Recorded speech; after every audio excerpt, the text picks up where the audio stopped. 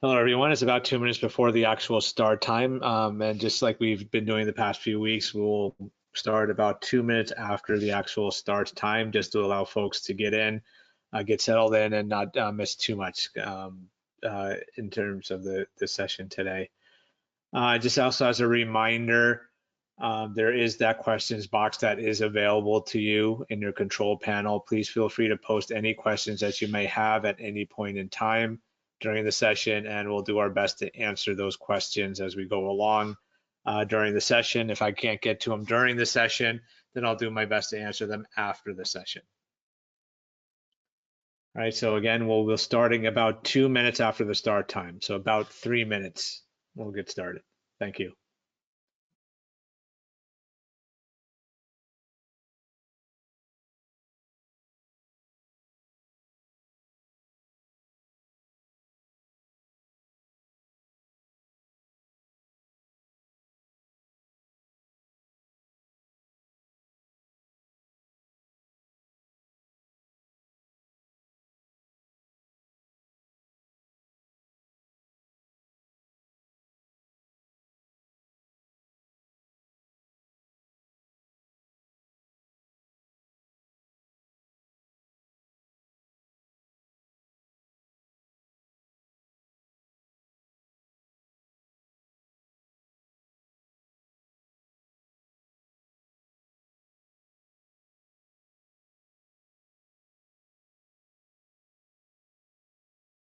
Just a reminder, folks who are just joining, we will be starting in about 2 minutes. Thank you.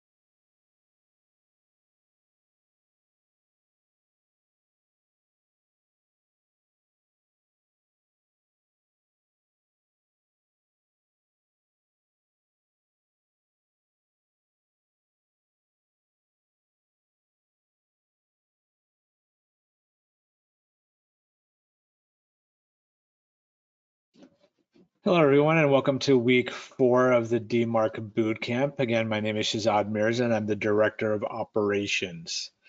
So what we're talking about this week is we're going to be going into the DMARC reports. I mean, we've talked about reports multiple times over the last few weeks, and that was done on purpose just to get to this point where we'll go into the details about the reports, what are some things to look for in the reports. Because we talked about so much, it's just to stress the fact that how important getting these DMARC reports are and why it's so important to do the analysis of that report.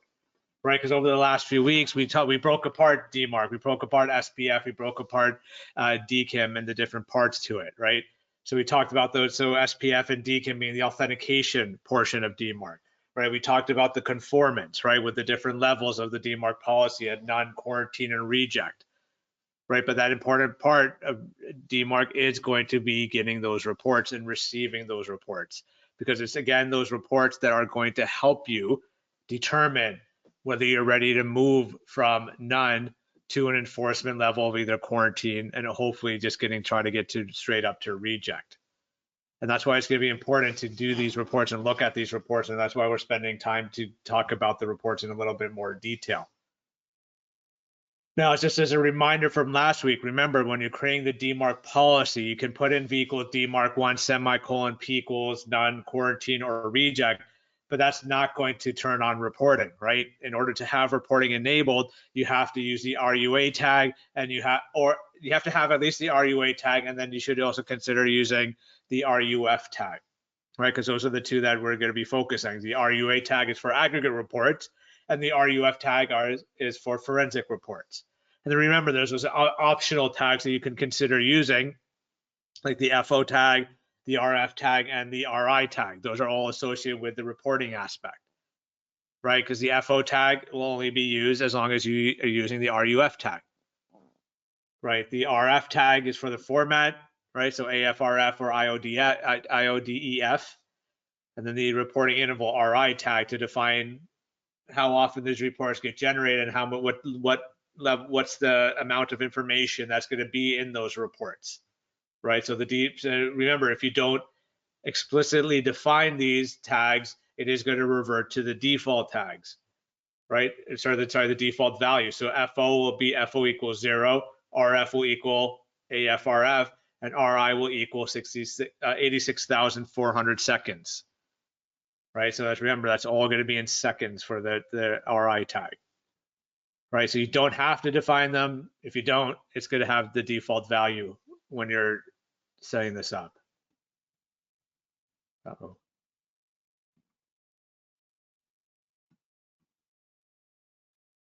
If people can just ping me and let me know if you still hear me, because I seem to have lost my connection.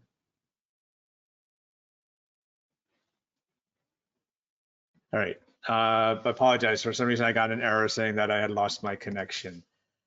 Okay, good. So we're good. Thank you, everyone. An odd pop-up, but hopefully it won't happen again. So just quickly again, just to reiterate, in case it did get jumped. So the FO tag, the RF tag, and the RI tag are your optional tags. If you don't explicitly define them, they're going to go with the default value and the default setting, and all that which we talked about last week. Now, so we're going to take the RUA tag and the RUF. We're going to go into detail about the aggregate and the forensic reports. But before we do that, what I want to make sure we talk about is just remember where the reports are coming from, right? So all your records you're publishing on your own DNS server as the sending organization, right? You're putting your DMARC record, your SPF records, and DKIM records on your organization's DNS. Then the sender's inbox, right? So the sender types out their message like they normally do, hit send, right? They're not doing anything special or unique on their end, right? It's the sending org's email server or email security gateway where everything is happening, right? That's where all the metadata information, like the message headers, are going to start being generated there. That's where the DKIM signature is going to be added to that message, right? So that DKIM signing is happening on that level, and then the messages are going to get sent out. Right, and then recipient's email server, right? Remember, they have DMARC verification set up and limited, or set up and enabled on their end. So as long as they have that enabled, then that's where the DMARC checking is going to happen, and then all the other authentication checks and conformance and so on are going to happen as well. So based on your policy level, that's the action that's going to be taken if those messages are failing, the DMARC checks. But the key part here is that very last step, right? Who is actually sending you those reports? The reports are being sent by the people the servers are actually seeing the activity, right?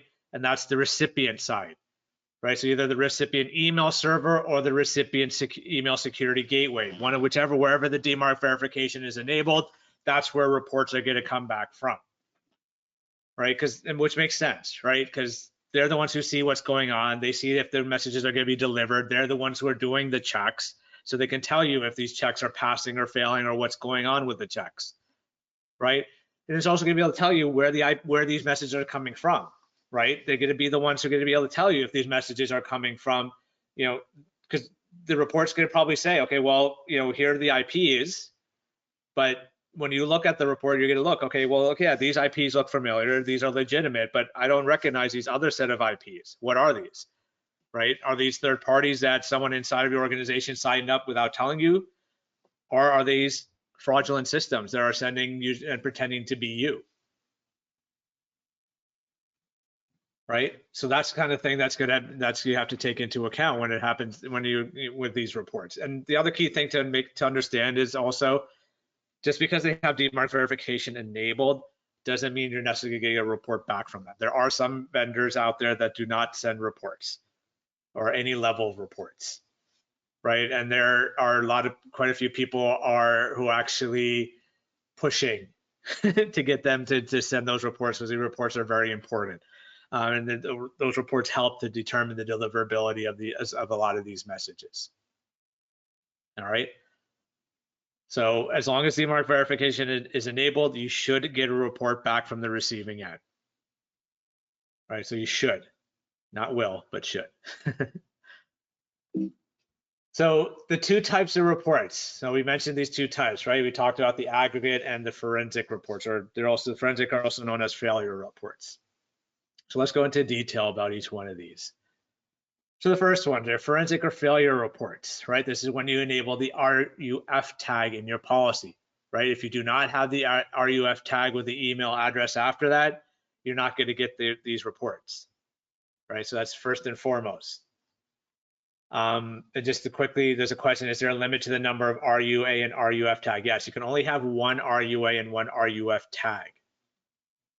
In terms of email, you have a limit in terms of number of emails that you can use in the RUA or RUF tags, right?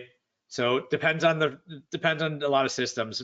People typically say 3 to 4, right? Because they don't go past the third one, right? So you can put in 3 email addresses, but you can only have one RUF tag, only one RUA tag. Remember, so it's RUA RUA equals mail to : the email address, comma, mail to the email address, comma, mail to : the email address, semicolon, right? So that's the same thing. Yeah, there are some servers, some verification servers that may not go past 3, because I have seen cases where people have actually put in 4. So 3 or 4 seems to be what works the best. Anything past that, it'll potentially get ignored. Now, when it comes to this forensic report in particularly, and with any type of report, it really depends on how much email that you send in terms of how many reports you're going to actually get back. And technically, these forensic failure reports are not really actually reports, right? They're not actually reports. What they actually are is the actual message that potentially failed the DMARC checks, right? Whether it be SPF, DKIM, or both, or it could be an alignment issue. Right, they could be passed alignment or failed alignment, depending on what you have set up. Right, so they're actually the reports, and the idea is that when you get this actual full-blown message, it's for you to go through and analyze that message to see what in that message was the cause of the issue. Okay, because you'll see the full message header, right? It'll show you the SPF portion of it. It'll show you the DKIM portion of it. So meaning it'll show you the DKIM signature, so you can see the domains. You'll see the recipient. Who the recipient is, so the intended target of the email, where it was originated from. So where the from address and the from and to address, you'll see the subject line. In most cases, you can see the actual full report, so the full message body. Now I've seen it go as far as even including the attachments that were sent in that email message, right? So that's a lot of information that you can go through, and a lot of information you can go through to figure out, okay, did this fail because of DKIM? Did it fail because of SPF? Did it fail because of both? But one issue that comes up with these types of reports is there's an issue and a concern around privacy, right? Because you could have, again, right, the full-blown message body. It could have the message. It could have attachments associated with it, right? So it's like a double-edged sword. There's benefits to it, but then the other side of the house is that, well, and now at this point, admin or email admins, IT admins can see messages that are being sent out that are probably needed to be private, right? But they failed because of some issue in terms of DMARC, right? Because some examples of things that we've seen here, so we've seen a lot of out-of-office messages from LinkedIn. That's probably what I see the most. But we have seen cases where we were working with groups initially when GCA first started, and we focused on the DMARC project. we actually ended up starting to get these invoices. And when we looked at it and looked into detail, these were the invoices for one of the partners we were working with when it came to DMARC. And those, we found out those were actually the failure reports. So we ended up telling them not to stop sending them to us because they had information in there that were financial type information and had invoices and payment things like that. So we told them to stop sending it to us because we don't want to worry about, you guys having any privacy type issues or things like that.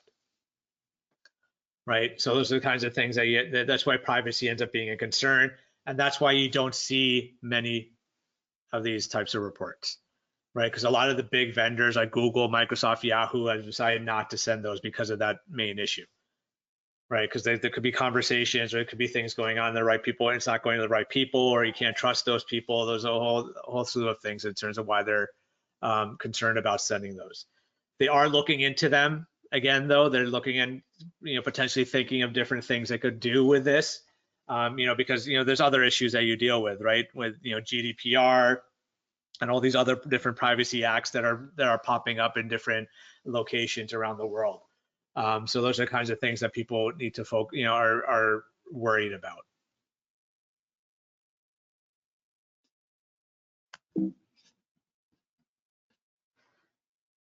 So here's a sample for forensic failure report. We did show you this back in week 1. We're showing it to you again. We're not going to show too many examples because they do all look pretty much the same. But this is one that you can basically, again, you can see if you look through in the details, and this is the message header, right? This is the actual thing that you're actually getting, right? In some cases, you might not see it in this sense. You may just see it as a regular message, as if it were being sent to you. So what you would have to do is you would have to go into the headers to take a look and see what's going on. But it'll tell you all these different things like feedback type, authentication failure. It tells you the original recipient too, the source IP address, right? It gives you the authentication results. So in this case, it's telling us both SPF and DKIM failed alignment, right? So these are things that are going on and checking and kind of help you out. Some cases, they may not tell you the authentication results. You may actually have to figure it out on your own, right? But majority of the time, this is what it'll look like. You'll have your DKIM signatures in here. Right, it'll show you the DKIM signature. So then from the DKIM signatures, you can look at it to see, okay, what's the domain, right? D equals. That tells you what the domain is. So the domain, and then you compare it to the from. If you go down a little bit toward near the bottom, it tells you it's coming from Ortega at asmusa.org, right? So the DKIM alignment is failing because it's saying it's coming from MailChimp. So there's some issues here. So I mean, could this be spam? Yeah, it could potentially be spam. I mean, it would have to take a look at the message body, and then we'd have to asmusa.org will have to determine, did we send out anything that has the subject line of new from MicroTalk for what is this stuff actually relevant, right? If it is something that actually was sent out, then you have to determine, okay, well, looks like it's coming from MailChimp. What was missing? What was set up incorrectly in MailChimp, and what do we have to fix in order to allow these types of messages to get through? Right, so this is why those forensic reports tend to help because you get a little bit more detail, a little more, you can narrow things down a little bit more in terms of what's particular type of message or where the typical issues actually reside, right? But again, you can see that the negative side to it is about the privacy aspect of it, right? So there is going to be that privacy concern that still exists. Now, the aggregate reports are the ones that from our standpoint, we say that is required, right? We talked about this last week. We said the RU tag is required. The RUF tag was recommended. Technically, both of these are actually optional. You do not have to create a policy with these tags. But again, when you put in the P equals none and you don't put in an RUA tag, that's pointless. You're not doing anything or benefiting yourselves by doing that. Some people just go with RUF and say P equals none. That still doesn't help you because you're not going to get many forensic reports. So you don't know whether you need to change, or it's going to take much longer for you to determine if you need to go up to quarantine or reject. So it's the aggregate reports that you want to get, right? So they put in that RUA tag, right? So the RUA tag part of it is that where you're going to basically, this is actually going to be a report, right? So this is a report that's going to say over a certain period of time, right? Depending on what you define for your RI tag. So if it's RI and you leave it default to 24 hours, the report is going to have 24 hours worth of information from that receiving side, right? So from the receiving side. So if you're sending emails out and you hit Gmail, you hit Yahoo, and say some bank, you should get a report from all three with information in a 20 that they've seen within a 24-hour period. Okay. So how many reports will you get on a daily basis really depends on how many emails you're sending out, and then also depending on the other side, how many of them actually have DMARC verification turned on, and how many of them are actually going to send reports back to you. And it is quite a large amount, right? So like, for example, at GCA, we tend to get anywhere from 2 reports in a day, but we've gotten as far as 20 reports in a day, right? And we're a team of about 35 people. Right, some larger organizations, we've seen more around the lines of 100 reports on a daily basis, right? So a lot of it's going to depend on how many people you're sending it to and how many domains you're sending it out to as well. Now, when you get these reports, right, you're going to get the reports back from a valid recipient, a valid sending DMARC aggregate system, or reporting system. So that system is going to give you a report with an attachment on it. So it's typically a zipped attachment. And inside of that zipped attachment is an XML document, right? So either an ARFR or IODEF format, depending on which one you choose, but it'll be an XML document. And then you can take that XML document and then pull it into something like an Excel spreadsheet or an XML to human type converter to be able to look and actually read the reports. And I'll show you an example of an aggregate report in both ways. But again, the key to these aggregate report is the fact that it's going to tell you everything that's going on with that message, right? So when the receiving side sends you this message back, it's going to tell you about all the traffic, all the messages that they're seeing for your domain. Right, so it's going to tell you the IP address of legitimate servers and of the fraudulent servers, right? Because if they see fraudulent activity using your domain, they're going to send it to you because it's your domain that's being posted in here. So they're going to send you that information. Then what they're going to tell you is that how many messages were sent by each of those systems in that period of time. Then it's also going to tell you what happened with SPF and DKIM, right? With SPF, it's going to tell you what's the domain, did it pass SPF check, and did it pass DMARC? For DKIM, right, it's going to tell you the DKIM domain, did it pass fail the DKIM checks, and did it pass fail DMARC? Right, it's going to tell you that. It's going to tell you all of that information. Right, so those are kinds of things that you can see. So in terms of, there's a question about hackers starting to send attachments disguised as failure reports. There's a possibility of that happening. I have not yet seen reports of that actually happening. And I've talked to a lot of vendors, a lot of people in the DMARC world, and no one has ever said anything about hackers sending attachments disguised as failure reports.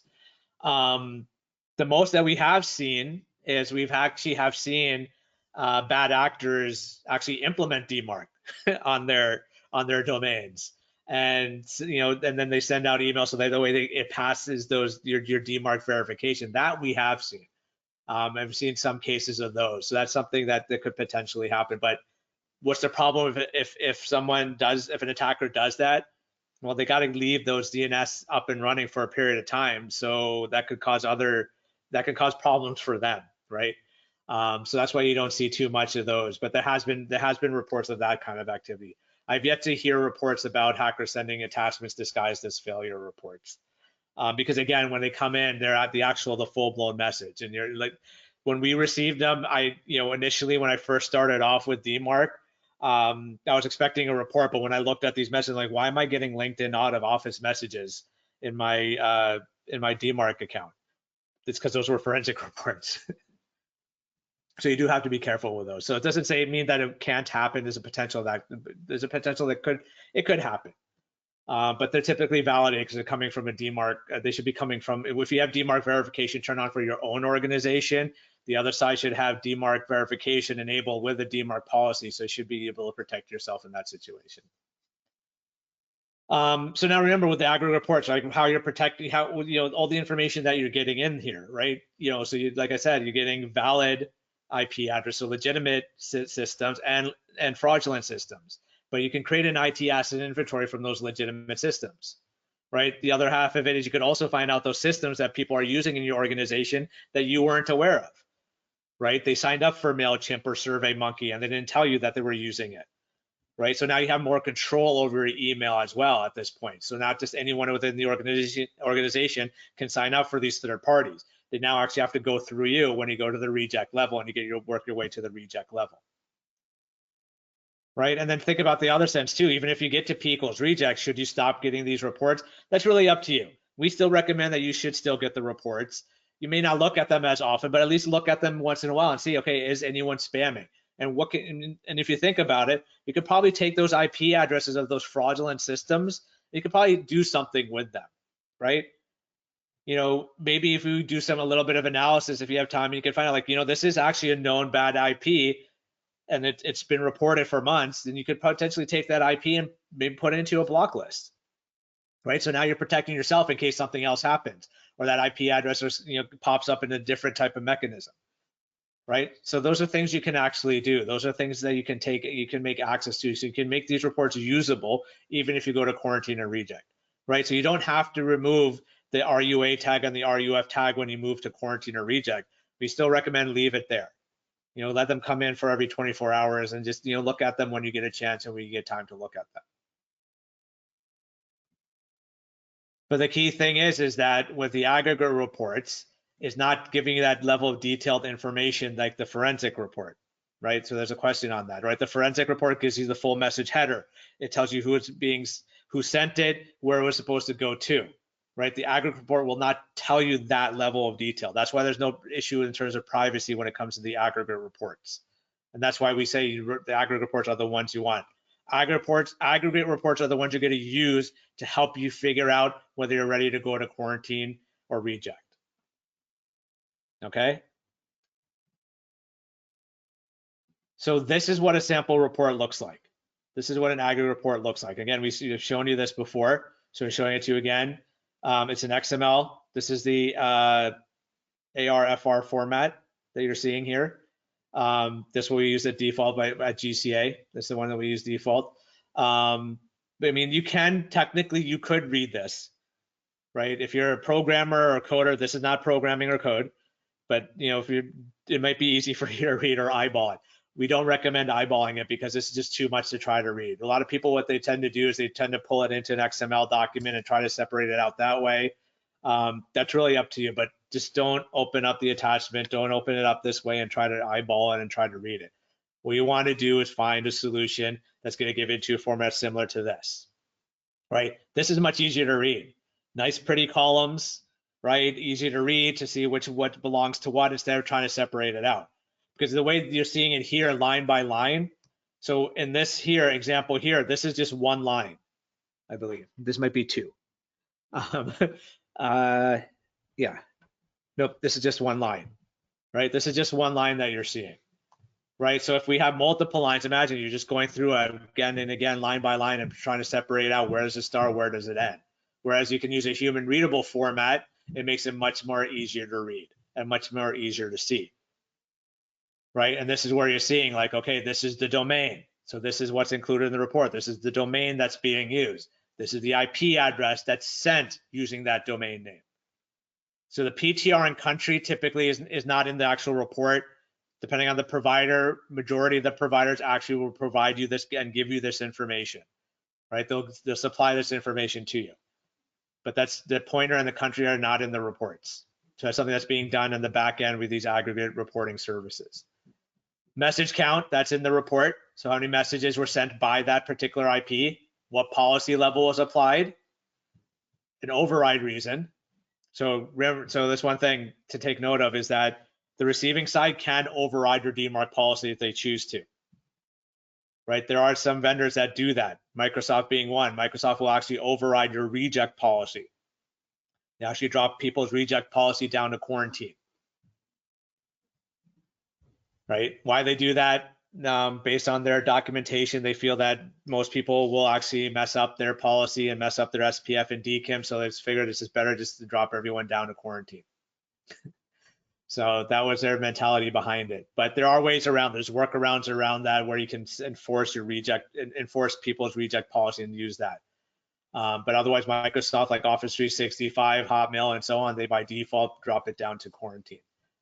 Then the rest of this, you see now they break it apart. So DKIM will tell you what happens with DMARC, what in terms of alignment, what happens with the DKIM check, and what domains associated with the DKIM signature. Same thing with SPF. So what happens with DMARC in terms of alignment, what happens with SPF check, and what domain is associated with the SPF. So it puts all that information in a nice, easy to read format. But the thing is that you have to make the determination in terms of what's going on. Are these IP addresses valid? Because I mean, here everything's aligned, passing, and so on. But wait, say for example, you don't actually use Google G Suite. That's just a problem now, right? Somebody registered and set up DKIM and SPF and everything, and it's all working, right? So it's a problem because you don't use actually G Suite, or maybe someone in your IT department did set up G Suite and they set up DKIM and SPF and everything, but they never even told you, right? That's happened. Some in IT departments, not everyone communicates, so it's a possibility of that happening. But this actually was legitimate. This was set up correctly. We are using Google G Suite, so everything aligned, passed. Perfect world. This is the situation. We were good with this because this was all that we were using. But then we started introducing third-party vendors, and that's where things changed. So I'll show you some more examples as we go along with the aggregate reports. So here's one thing to take into account when it comes to DMARC pass fail. So overall DMARC pass fail, right? Because if you remember from the last few weeks, I said that not everything has to pass in order for it to DMARC to pass, right? You just need at least DKIM to pass or at least SPF to pass in order for it to pass a DMARC. Okay. Ideally, you want everything to pass. So you want, like on the first row there, you want DKIM to pass, you want DKIM alignment to be aligned, you want SPS to pass and SPF alignment to happen, so everything passes. But there are going to be, you're going to run into situations with third parties where you're going to get and run into some unalignment issues, where DKIM and SPF pass, but DKIM is unaligned or SPF is unaligned. Right, because in that situation, so at least as long as one is fully passing and one is fully aligned, DMARC will pass. Okay. So one other thing to take into account that is actually missing. This was pointed out in this morning's session. So if you're from domainiscompany.com, if DKIM passes but DKIM alignment is fail unaligned with domain.com, SPF passes and SPF alignment is also unaligned. Right, so the alignment is failing, but the DKIM and SPF checks are passing. That's considered a DMARC fail, right? Because the alignment, it has to be, the alignment isn't passing. Okay, so there's other different combinations in terms of what is happening, and this is why we let people know. Look, you don't have to. If the third party is only offering you SPF and not offering you DKIM, don't use that as an excuse to implement DMARC and get the quarantine or reject, because you can still do it. Look at the reports. SPF should be set up correctly. It should be passing, and it should always be aligned to your domain, right? As long as that's happening, 99% or 100% of the time, you can put in the DMARC quarantine and reject and still be functional, right? There is that rare occasion that maybe that 1% or point something percent where there may be one message or two messages where the alignment is off, and those messages obviously that won't be delivered. That's why it's best to have both. So if you can have both DKIM and SPF and get them both to be aligned, that's the ideal situation. That's like the perfect world in that situation. Right? That's perfect world in that situation. But chances of that happening are probably slim. Right? Because we've even run into that issue. And I'll show you again in some examples in that. So there's some questions again about alignment. So perfect timing, because that's what we're going to talk about next, right? So we're talking about SPF alignment, right? We're saying that in order to pass SPF alignment for DMARC, the from and the return path, the domains must be the same. right? So envelope, mail from, return path, domains, those must be the same. Or if you're sending from a third party, I forget, I know she's on right now. I forget what it was again. It was a reply to is the other option if it's a third party. It's a reply to. Might be another thing that might be there. That depending, some third parties use that. So those must match in order for it to pass. Not the received SPF. So there's a line that you see in the message headers that it says received SPF. That's the SPF check. That's defining the SPF check. So that would pass even if the domains are off, because what is it checking? It's looking at the return path, looking at that domain and checking that domain to see if that IP is approved and on the SPF record for that domain. So that's why in the second example, you see the from, we're saying this is a fail because the from is globalcyberalliance.org, but the return path is saying rsgsv.net. Since those two domains don't match, this is considered an SPF failed alignment, or they call it failed unaligned. Depends on the vendor. Some call it just failed, some say failed unaligned, some just say, unaligned. But it's going to say that. It's going to mark it in the appropriate way. But if you look at the received SPF, it says it passes because what's Google checking? Google is checking to see is 205.201.133.58 a valid or permitted sender based on the SPF for mail58.atl11.rsgsv.net. And it is. So therefore, SPF check passes. Right, so that's why when you look at these reports, right, when you look at these reports, you get to see that SPF passes, but the domain, but the DMARC says it's fail unaligned or failed because the domain doesn't match the from domain. Right, and this is the example right here, right? So the left-hand side shows you the fail unaligned, but it passes because this domain does have an SPF record, and when they did the check, the IP matches, so everything is fine. But DMARC is saying no, it's fail unaligned because this domain does not match the from address. Okay, so if you put in like remember the DKIM and ASPF, so if you put in ASPF equals S, this definitely fails. Without question, because it's not, this domain has no way to do anything with your own domain. Ideally, is what you want to see in terms of alignment is what you see on the right-hand side image, where you want to see the entire column say align or pass. The SPF raw should all pass, and you should see your domain listed. And if you do see this, this is the situation where you can actually put in, if you want, now you can put in ASPF equals S. You can go to strict mode. But just be careful. I don't recommend doing that on the first few reports. I would say maybe wait a couple weeks, maybe a month, and just make sure that it is consistent and it is always staying like this before you put in ASPF equals S, okay? So just putting that caveat in there because I don't want people to say, well, he said go ahead and do it if you see this. No, wait for a few reports, and then when you feel more comfortable, then actually put that in there. So yeah, so it checks from SPF and return path SPF to see. So no, sorry, for SPF pass, it's checking the return. So it's checking the mail 58.atl11. So it's whatever is return path domain, that's what it's checking for the SPF check. For DMARC alignment, it's the from and the return path. So just make sure that's clear there. Now DKIM alignment. So what are we doing with DKIM alignment? Right, so if it's, again, it has to do with the domains. So in the DKIM signature, when you look at your message header, so the receiving side looks at the message header, they see the DKIM signature, and then in the DKIM signature, they're looking for the domain. So as long as the domain in the DKIM signature matches the from, then you're passing DKIM alignment. If it's different, like you see in the second example, that's considered a DKIM fail or DMARC fail alignment, right? So it'll say fail unaligned. Again, or failed on the line, or just unaligned. Okay, so that the DKIM signatures must match. So in most cases, why this happens a lot, and especially with DKIM, is because the person who set it up with a third party forgot to or failed to click on the authorize button or the enable button. Right, so signing is happening, Because remember, like Office 365, right? We talked about last week, by default, Office 365 does sign things. MailChimp by default does sign things with DKIM, but they use their own domain to do the signing. They don't use your actual from domain. And they won't do that until you create the records, come back into their portal and the admin portal and click on enable or authorize to confirm that everything's in place.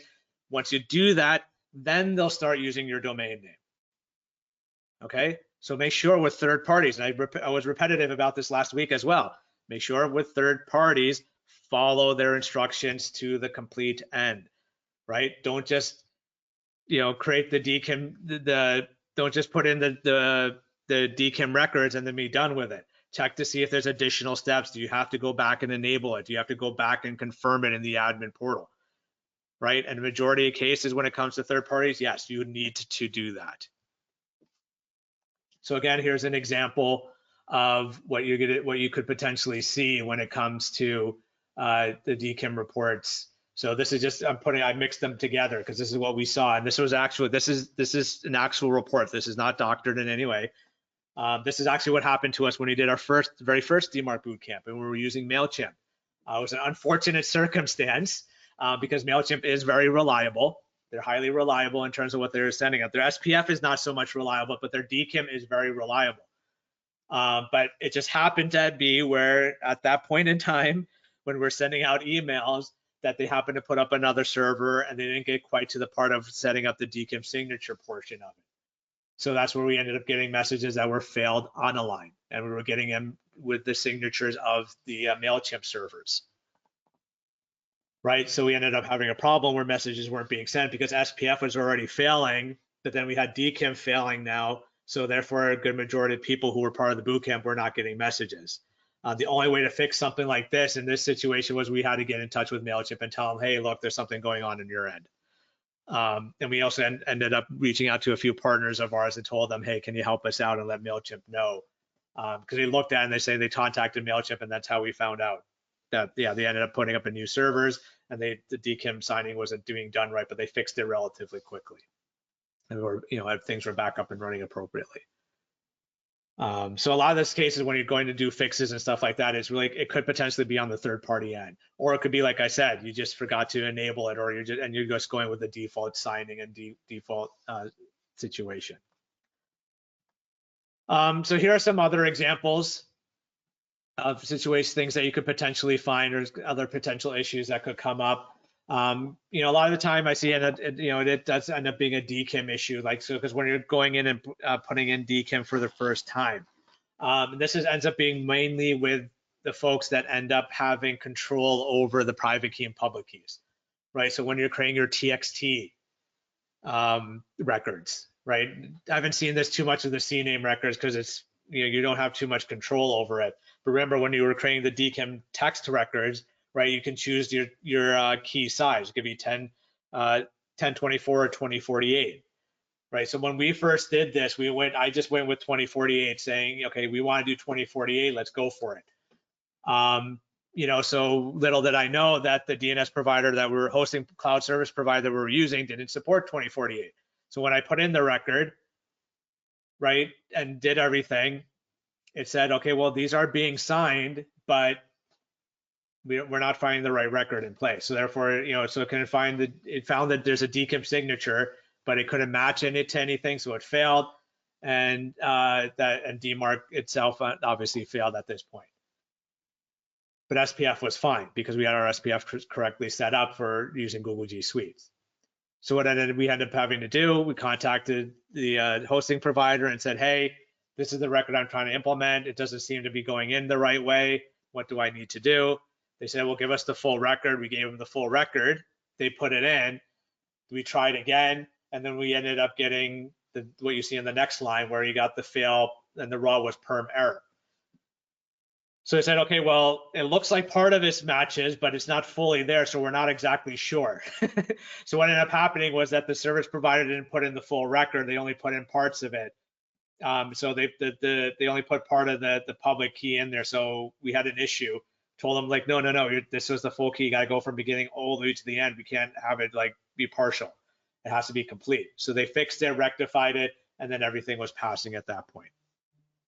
But again, in this type of situation, we were lucky enough that SPF was set up correctly, so messages were still able to get through, right? Because we were actually set to none, but we were looking to get to quarantine quickly. But I didn't go to quarantine until we got the DKIM signatures. I was sure the DKIM signatures were actually being set up correctly. Some things that could potentially be spoofing. And in this case, in our situation, these were actually spoofing, right? Because we don't use any of these servers that we see here. So the first one here is we see in globalcyberalliance.org, you see an IPv6 address, and the service provider looked it up, and they said, okay, well, this IP belongs to sssmail.com. So that's a third-party provider that people can sign up for, but we don't use it. So I knew obviously at this point, okay, someone either tried to spoof us or someone was trying to forward a message. So at this point, when I just looking at it further, right, one message was the one that was sent. The policy was applied with quarantine. So great, it was this message was quarantine. So why was it quarantine? You take a look at the last few columns of DKIM and SPF, everything failed because there's no DKIM associated with it, even though we have DKIM for our domain. And for SPF, it had the wrong domain. And it seems like this domain doesn't have SPF, so therefore the raw said none. So DMARC overall is going to fail. Right, and then the other example is here. So when we've got to reject at one point. So there's this 149 address. Point of record didn't find what domain was associated with it. But the country of origin of that IP is, it found it. But there's 42 messages that were sent from this IP. Right, 42 messages were sent from this IP, all of which got rejected, which is great. Right, because Google does do DMARC verification, so they rejected all the messages, and they don't override your policies, so that's great. But so now we can see why it failed, because of DKIM. There was no DKIM domain. So therefore no DKIM signature, so it failed. No DKIM check. SPF failed, none. The domain for SPF was server.domain.com, which is invalid, and there's no SPF record associated with it anyways, and it doesn't match the from domain. So therefore, all of these messages were rejected. Could these messages potentially get through? Yeah, these messages could potentially get through, but on systems that do not have DMARC verification enabled, right? But if they don't have DMARC verification enabled, they're not going to get a report from them anyways. So you wouldn't know unless they reported it to you or asked you, okay, is this a legitimate message?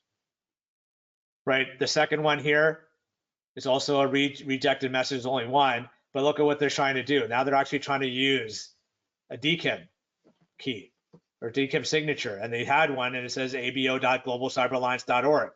In this case, this provider is actually defining, telling you what the DKIM selector was that was associated with it. So the DKIM selector was mail. So the DKIM key was mail._domainkey.abo.globalcyberalliance.org. Well, the thing is none of that exists. Right, so when Google went to look up mail._domainkey for abo.globalcyberalliance.org, it found it doesn't even exist. It doesn't exist, so it failed. So therefore, DMARC failed. And then when I looked at SPF, and SPF, it says, oh, the recipient from is actually a mailjet.com. Well, that's not associated with the from domain, so therefore that's a fail. And well, looks like I guess Mailjet doesn't have SPF set up either, so that's a fail too. Or it pretended to be Mailjet and that IP wasn't, this IP 202 doesn't happen to be part of the Mailjet domains, so it fails. So these are the kinds of things that you're looking for, right? In some cases, it could be both a DKIM and SPF issue, right? So in this case here, this was a forwarded message. So hostedemail.com is something that we don't use. This IP address is not associated with our SPF.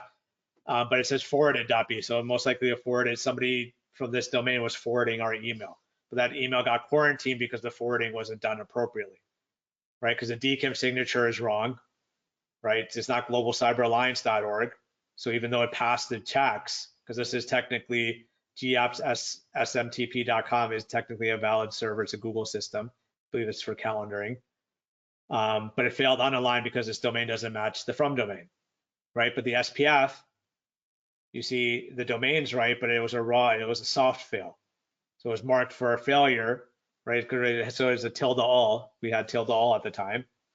So marked right. If it's a tilde all, it can mark it as a failure, but technically it's not compliant, but we'll accept it anyways.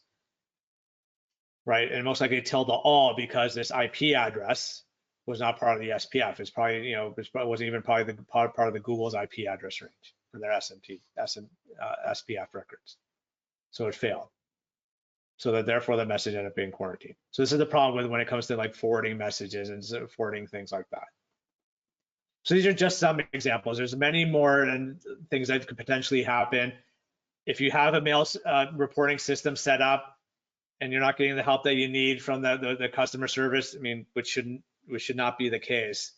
But just in case, you're always welcome to reach out to us and say, hey, here's a screenshot of what I'm seeing. Can you help me out and help me interpret this? But you see, there's no detailed level of information like you saw in the forensic report, right? There's no message headers. You're not seeing who the message was getting sent to.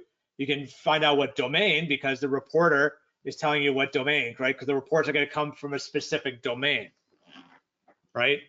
So they're going to come from Google. They're going to come from, bankxyz.com. They're going to come from city.xyz.com or wherever, right? That's where they're going to come from.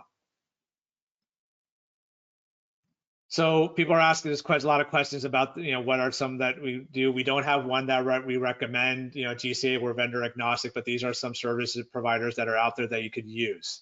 Some of them are some of them are our partners. Some of them are not quite our partners. But so this is just a list of a few. So some of them do provide free tiers. Some of them do provide paid services. It's up to you on which one is best suits your need. Just realize that some of these, like Agari and Proofpoint and 250 OK, they do things other than DMARC. So meaning they do provide other types of email security services and fraud protection and things like that. So these are one option. You can also go with some of the free options. And I put free in quotes because some of these options will require a level of effort, right? So meaning that you may have to stand up a server, like the UK National Cybersecurity Center, St. Louis counties, and parse DMARC tools. Those tools, you may have to set up a server, do some installation of some various items in order to get them to work, right? You may have to stand up a web server. You may have to stand up a mail server to accept those reports and the messages, right? You may have to install things like Elasticsearch, Kibana, things like that. So there's going to be a level of effort in doing that. But then other tools are other there. The time that requires at that point is just to doing the analysis, like Valley Mail Monitor, free tool. You can use it. And it's not just Microsoft based. They initially started off with Office 365. Now they open it up to any type of service. There's XML to human converters. So basically what you do is you upload the report to a cloud service. It generates the reports in a human readable format. The thing is, you have to be careful with these is because they don't put it into an aggregate report, right? So if you upload 50 XML reports, you're going to view 50 individual reports. You're not going to get 50, it's not like you upload 50 and you get one report back in an aggregate. No, they actually show you separately. So you actually have to go through each one of these. DMARC analyzers, right? So like Postmark, for example. Postmark, you can actually send them the reports, and then on a weekly basis, they send you a summary report. MX Toolbox, people have recommended it. I believe I see somewhere in the question somebody posted MX Toolbox as well. So that's something that people, so a lot of people have recommended using that as well. I myself have not used it, so I can't really speak to it, but quite a large number of people have recommended it. Then there's other third-party tools, and these are probably a little bit older, like the LinkedIn, SendGrid, and Yahoo. These might be a little bit old. They may be a little bit outdated, but they're an option that you can consider using. So you have all those options. So you have paid services that you can use. Some of them have some free level of access, free tiers, or you can use these quote-unquote free type options. Now, the other thing you have to take into account, and if you remember last week, a lot of people were asking this question as well, and I said, just send me an email and I'll answer the question to it. But by default, when you set up the RUA and RUF tags, you're not allowed to send to an external domain. You can, but it will not work unless you're Google, right? And then Google is the one that actually, Google for whatever reason does actually send reports to anyone, because people have used my my @DMARC.org address, and I've been getting reports. And I look at their DMARC policy and I see my email address in there. But I'm not going to get those reports. Aside, like, Google tends to override it, but all the other ones that I mean, we're not going to get those reports. The only way we'll get those reports is if I add on my DNS that I'm willing to receive these reports. All right, so that I'm willing to receive these reports. So what I need to do is on my end, I need to create our DNS record with the name, right? The name's gonna be the domain that's gonna send me the reports, ._report._DMARC. And then the value I give to it is v equals DMARC1 semicolon, and that's it. Right, so if I'm globalcyberalliance.org, or sorry, let's say GCA.org, right? And that's a domain that we own, and that domain is not used for email, but I still want to know if it's being used in any type of spam activity. So what I could do is and I want to send these GCA.org emails to globalcyberalliance.org. So what I have to do is on the DNS for globalcyberalliance.org, I have to add in there gca.org._report._DMARC, and then put in the value of v equals DMARC1 semicolon, right? And still on gca.org, I still have to create the DMARC policy, right? So I still have to put in v equals DMARC1 semicolon, p equals reject semicolon, then RUA equals, DMARC at globalcyberalliance.org semicolon, mail to, right? Mail to DMARC at globalcyberalliance.org semicolon, right? So that still has to be done there, but on globalcyberalliance.org, this is what I need to do. Right, so it's the domain you're getting the reports from, ._report._DMARC. That's the name of the record you're creating, and it's a TXT record.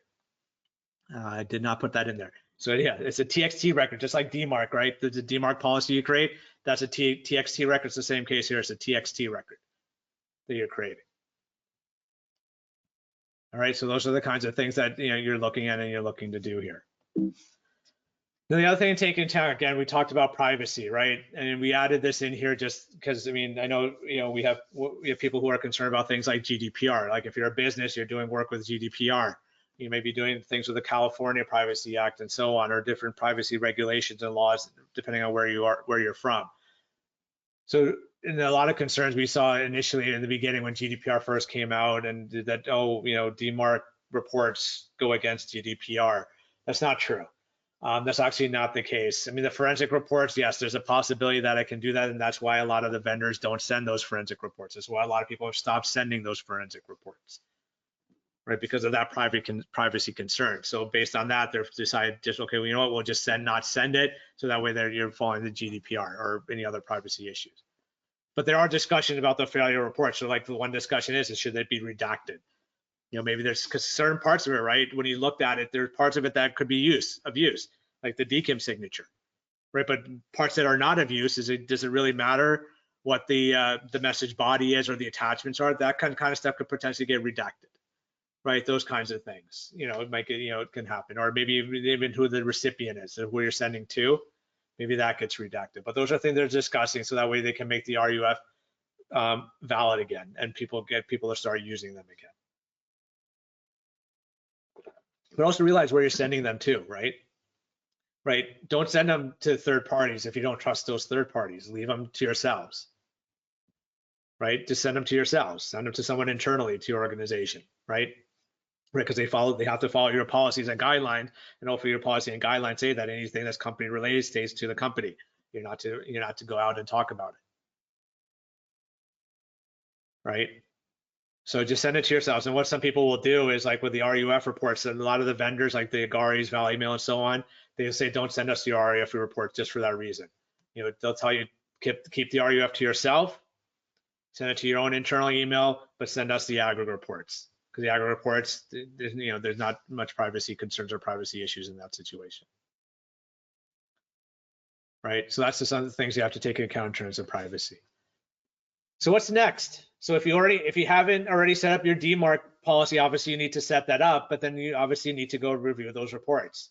Choose one of the vendors, try out some of their free trials and see what they do and which one best fits your needs and best fits your scenario, or maybe even try some of the free ones. Like if you only get like 2 or 3 reports, try some of those free XML uploaders that are online, right? DMARC has one, Easy DMARC has something, MX Toolbox, try those, right? Because those could probably potentially save you time and save you some money costs. You just have to go through the analysis of part of it.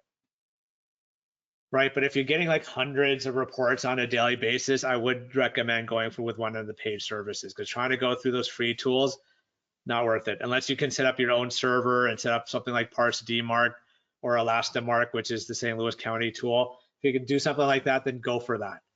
Do that as well. But again, it's going to cost you, right? If you use AWS or if you use Google Cloud Services or DigitalOcean or whatever, right? Those could be a cost associated with having that server up and running, unless you can set something up internally as a physical or virtual machine internal to your environment. But again, remember, these reports are very important, because this is what's going to help you determine whether you should move up to quarantine or reject. And we even recommend, even if you're at quarantine reject, review those reports every so often, right? Because you could add new mail systems, right? You can get that phone call saying like, hey, the CEO's newsletter is not being sent out. What's going on? And you can ask them, well, what did you use? What are you using? Because these are the search systems we're aware of. Oh, we signed up for MailChimp because you guys were saying that we can only send to 50 recipients at one time, and we need to send it out to 100. So we decided to go with MailChimp. Well, they should have gone through IT first before starting to do something like that. Right, so this is where you can control that level by having DMARC in place and having DMARC set up to reject. So just to wrap up, so again, next week is our bootcamp wrap up. So we're going to spend the first 20 minutes or so just to talk about some of the key points that are involved with the DMARC setup and focusing on DMARC. Then the last part of it, we're going to talk about other types of security protocols, right? So we'll talk about things like BIMI, ARC, DANE, but we're not going to go in deep dive into each one of these. So I'm just going to give you a very quick high level overview of what these are. I'm just basically like an introduction, a couple of minutes introduction to each one of those, not like a deep dive into it. So like, for example, like if BIMI, right? If you're interested in BIMI, because if you've been reading about it a lot, the session you want to attend is on the 9th. We have this on the 9th at 11 a.m. Eastern. You should have gotten an email on Friday that had links at the bottom to register for this. If you did not get that email for whatever reason and you're interested in this, send us an email. We'll send you the registration link so you can join us. Even if you can't join us, register for it anyways, because what we'll do is once this session will be recorded, and we'll be able to share that recording with you afterwards. So it's an automated message. The recording will come to you even if you're not able to attend. So register anyways, even if you can't attend. At least you can watch the session afterwards when it's made available. All right, and we're honored to have Seth Blank as our the speaker, and he's the chair of the Authenticator BIMI working group. So who best to ask or learn about BIMI from? Seth, right? Because he's the one who's helped create BIMI and define BIMI and define the requirements. So you can ask him those questions about what's going on with it, what's the policy, what's all the different standards and usage and things like that. Right? So he'll talk about, because right now BIMI is technically in a pilot phase, but he can tell you where the pilot stands, who's running the pilot, who are the ones who are looking to accept it, and those kinds of questions. He's going to be the best person to ask those questions to on Friday. So, and I see just at least one or two questions about BIMI. My recommendation is please hold and ask, join us on that session and ask on those sessions.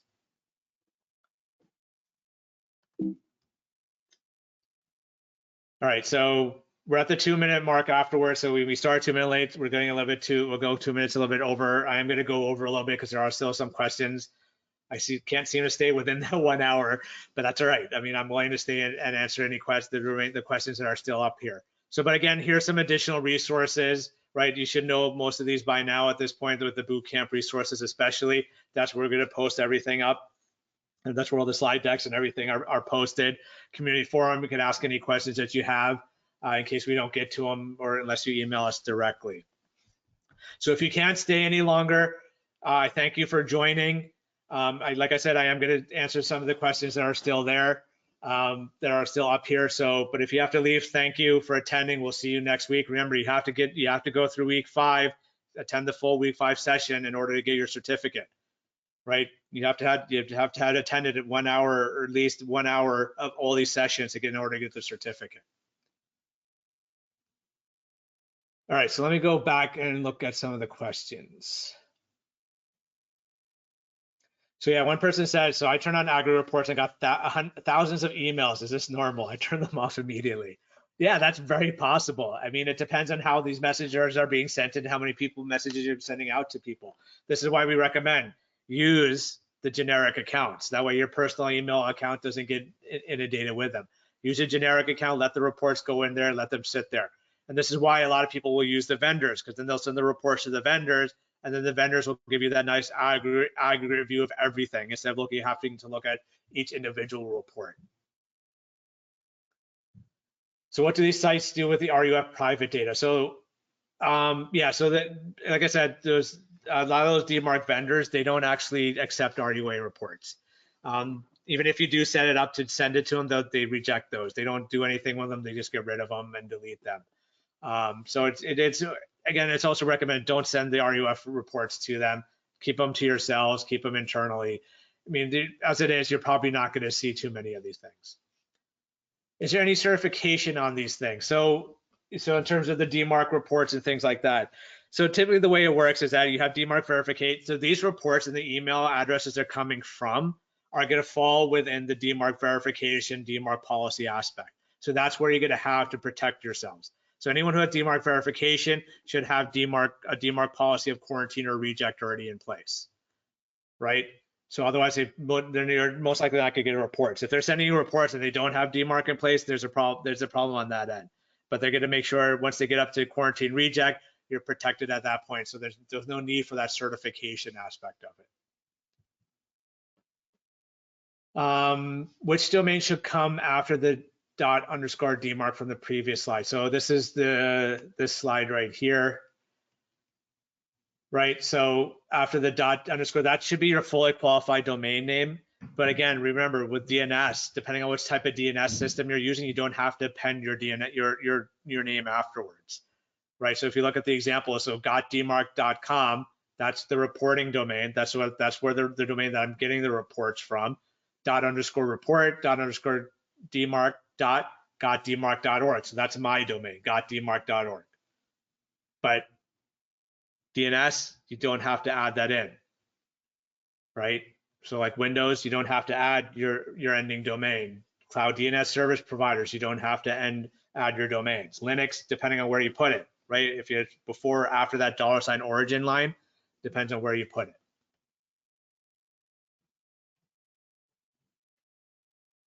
For DKIM with on-prem exchange, should we go with the open source signing agent? Yeah, so the one we mentioned was DKIM Exchange. There are other ones out there. DKIM Exchange is the one that we talk about because that's the one that I've seen most widely used. There is one other one out there. I just can't recall the name of it right now. But DKIM Exchange is the one that is the most popular and the most widely used. So that's the one that, yes, if an on-prem exchange server, use that unless you have a mail gateway, right? So if you do have like a Cisco Iron Port or a Mimecast as your gateway, use those because those systems actually do DKIM signing and DKIM key generation as well. Excuse me, so check those as well. So it might be that your email security gateway has the DKIM capability, so check that. You mentioned that the receiving side can override your DMARC policy. So when you set up a DMARC verification, depending on the system that you're using, some DMARC verification systems will actually allow you to override the policy. Right, so I think Iron Ports do that. I think Mimecast do that. They have that option to override the sending organization's DMARC policy. Should you do that? No, it's not recommended. That's why some systems don't give you that option. They just turn it, so it's a DMARC verification check mark and that's it. Right, but then there are some that are just beyond your control, like Microsoft, right? Microsoft controls DMARC verification, so they have an override policy that's blanketed across the board. There are workarounds to it which you can implement. We'll put that resource up on the resource site. If you don't see it, feel free to email me directly, and I will make sure you get that link to that, how to work around it. So that way you can bypass that, and that way you always follow the sending org's policy of reject. So let me scroll up because I see some more.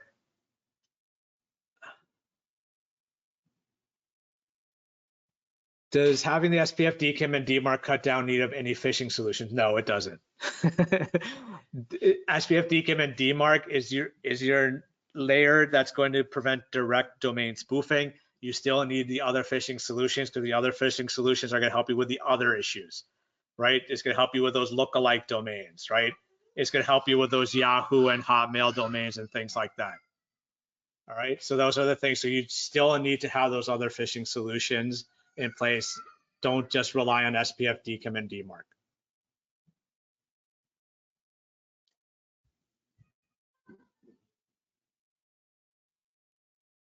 All right, so I don't see any other additional questions. Most of the things are more comments instead of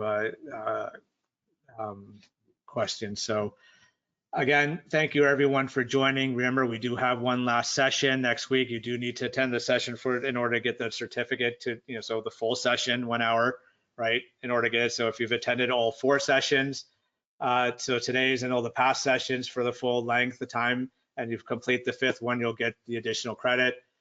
You'll get the certificate of completion. But if you want an additional 3 credits, if you did not implement DMARC on your domain when the bootcamp started, but if you do implement it before the end of next week, so before the end of week 5, the Friday of week 5, we'll give you an extra 3 credits, because we are checking the domains to see who's actually going through and implementing DMARC. We're not reporting it out to the world. We're just keeping it internal to ourselves, but we'll give you an additional 3 credits if you do that. But otherwise, thank you again for everyone. Thank you for staying on a little bit longer. I appreciate that, and I hopefully answered the questions that you were asking. If there aren't any questions, feel free to either post it on the community forum or send us an email, and we'll hopefully try to answer your questions. So again, thank you everyone, and we'll see you next week for the last session.